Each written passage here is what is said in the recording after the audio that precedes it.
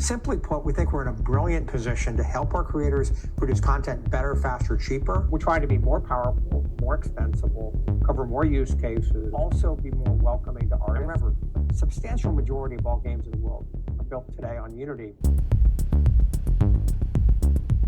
Modern gaming is at it again. This time, it's the game engine company Unity leading the charge. The company has made the baffling decision to start charging developers for consumer downloads after hitting a certain threshold of $200,000 in sales, which I think just sounds pretty absurd. The CEO, John Riccitiello, or if we want to be real funny here, John Rigatoni here, among other bosses at Unity, even sold their shares right before the announcement of this policy change. The reason this matters isn't just because developers would have to pay a fee per download, regardless of where it comes from. Oh yeah, they did say, we won't charge you for the subscription service downloads.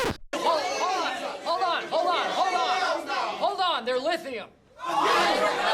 It matters because there are a large number of indie developers that live and die on the success of their games. So putting another financial roadblock in their way only hurts further creativity. One concern is this thing called install bombing, which I hadn't even heard of until this story. It essentially means if a group of angry people get together and decide to install and uninstall the game repeatedly, the developer can still be charged for each transaction. There are plenty of other reasons why developers are concerned, but one of the highest earning bosses in gaming trying to nickel and dime his audience is not out of character for leaders in this industry. Remember when he was quoted saying that developers who don't implement monetization tactics early in development are some of the biggest fucking idiots, quote unquote. Ah yes, because gaming is about how much money you can wring out of the fan base. A game without monetization is a game without legs, a failure. I do want to thank you all for 300 subscribers. I know it is a pretty small milestone, but for me, it means a lot.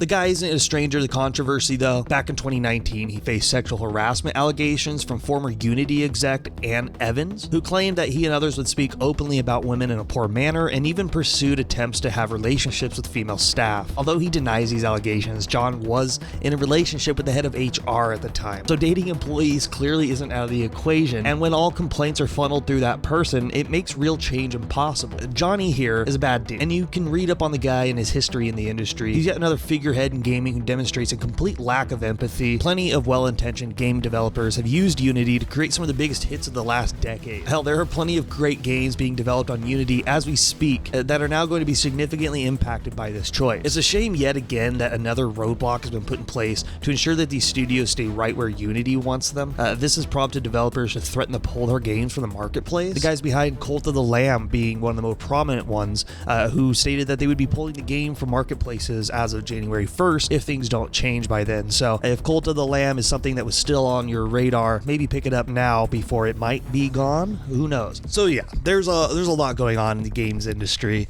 in terms of monetization. Corporations continually trying to tighten their grip on these companies that they totally don't understand. It feels like real change in the game industry is few and far between, and it doesn't really seem to be getting any better. There are bright lights. Larian Studios is the classic example of a game developer putting all their resources into something and pulling it off and ensuring that it is the highest quality product that they can turn out. Everybody should be aspiring to make games at this quality level. Larian Studios shows that it can be done with far fewer people and far less money. Larian's creating art that is on par and beyond with anything that is coming out of EA, 2K, or Activision, further driving home the point that if you put your money where your mouth is and ensure that these games actually receive proper development cycles, they tend to be pretty solid, or at least that's the aim.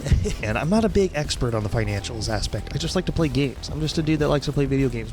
I think with so much of the entertainment industry going on strike, really standing up to the parent companies, I think it shows a lot, and it does show that how disconnected from reality a lot of these corporations are. You look at Disney, Activision, etc. You know them all. The usual suspects are the ones that are causing the most outrage here. People are finally sick of it and standing up, and I think it's very encouraging to know that there might be some real change on the horizon, and we might get some more transparency into the entire entertainment industry. Disney, for example, is really standing their ground on this whole thing, which I think is pretty fucking absurd. The amount of lives you can change simply off like $1 million is insane. The amount of money they've lost, I imagine, has to be more than they would have been to just pay these actors what they deserve. It is incredibly frustrating that great art is being so diluted for the sake of monetization these days. Streaming platforms are another one that really grind my gears, you know. Netflix, who continuously changes up their content, takes things off for no damn reason. It's the same with the PlayStation Plus price hikes that were announced a couple weeks ago. They do the same shit. They take games off for no real reason, and I get like the whole angle is to create demand for it and, you know, not oversaturate the platform. I come to your service for convenience, and if you're not providing that convenience, then I don't want to subscribe. Netflix, Hulu, Disney Plus, they're conveniences. Physical media always trumps digital media in that sense. It's not going anywhere. It's incredibly frustrating how over monetized this entire entertainment industry is, and I don't see it improving too much anytime soon. Everything is about how much they can nickel and dime their audience just a little bit more. Diablo 4 and